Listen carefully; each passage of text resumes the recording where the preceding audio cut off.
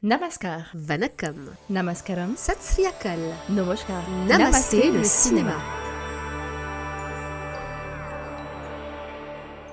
Nous sommes le lundi 19 février 2024 et voici les actualités du grand et du petit écran indien, décryptées en exclusivité par Bolly & Co.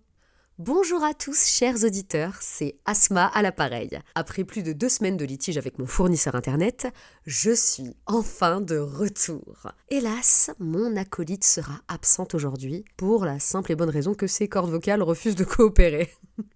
Du coup, son programme du jour, c'est avant tout beaucoup de repos, du lait chaud avec une pointe de miel. Alors joignez-vous à moi pour lui souhaiter un prompt rétablissement. Élodie, soigne-toi bien et reviens-nous en pleine forme s'il te plaît. Je vais donc animer cet épisode seule, et comment vous dire que je flippe un peu. J'ai beau être sacrément loquace, le fait de ne pas avoir mon interlocutrice préférée à mes côtés, ça me déstabilise. Mais je vais essayer de lui faire honneur et de vous divertir, alors s'il vous plaît, soyez indulgents. On commence avec un article sorti il y a quelques semaines titré, je cite, « La nouvelle vague des films indiens ». En effet, à l'antenne de Radio France, Anthony Bélanger semble découvrir que le cinéma indien n'est pas uniquement dansé et théâtral. Je me retiens de soupirer puisque le journaliste, et je mets des guillemets, mélange encore tout. Bollywood et cinéma indien, genre cinématographique et langage de cinéma. On avait déjà fait la leçon à pas mal de gens, mais je suis obligée de réitérer mon agacement. Parce qu'Anthony ne se gêne pas pour nous rappeler que Bollywood, c'est un cinéma bruyant et excessif. Demandez-lui de rendre sa carte de presse par pitié. D'autant que le film Choc dont il parle est une production du cinéma malayalam Kattal the Core. Et non, vous n'y verrez pas ces acteurs, en l'occurrence les excellents Mammootty et Jyotika, se lancer dans une chorégraphie endiablée et tournoyer sur eux-mêmes vêtus de tenues traditionnelles bariolées. Car Kattal the Core est, à l'image de son industrie, un métrage intimiste et bienveillant sur un couple qui se sépare lorsque l'un de ses membres révèle son homosexualité.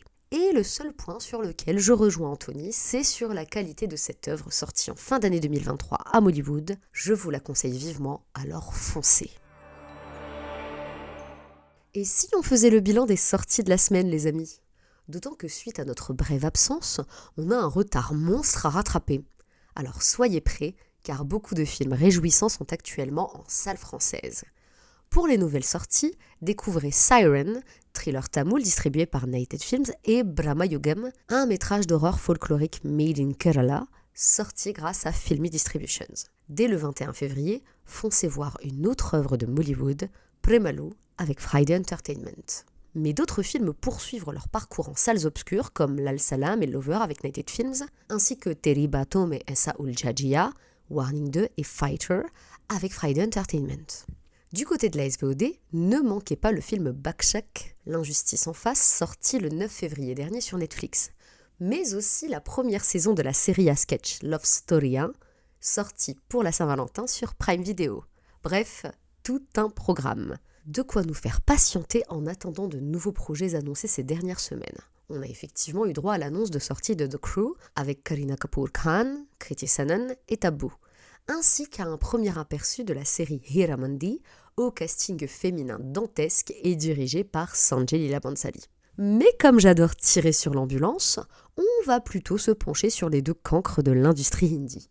L'un est la cible permanente de mes invectives pour son inquiétante mais aussi constante médiocrité. L'autre a quant à lui sombré dans la daube pour servir des intérêts plus sombres, alors qu'il avait le potentiel d'être parmi les meilleurs de sa génération.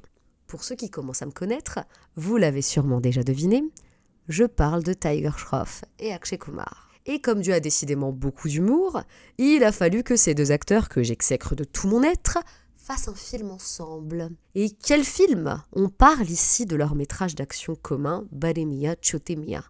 Et je suis désolée de le dire, mais le teaser révélé il y a quelques jours pue le métrage d'action de Seconde Zone. Pourtant, il est réalisé par Ali Abbas Zafar, qui nous a plutôt habitués à des divertissements de très bonne facture, comme Gunde, Sultan ou encore Tiger Zendahe. Mais je dois avouer que cette fois, je crains le pire. Alors on pourrait certes me targuer de manquer d'objectivité, ce que je ne cherche nullement à nier tant les deux têtes d'affiche me tapent sur le système, mais je vous assure que même la présence de Prith Viraj en grand méchant, acteur que j'affectionne grandement, ne me rassure pas quant à la tournure de ce projet. Cela dit, pour ceux d'entre vous qui voudraient quand même tenter l'expérience, Bade Mia Chote Mia sortira en Inde en avril prochain, pour la fête de l'Aïd.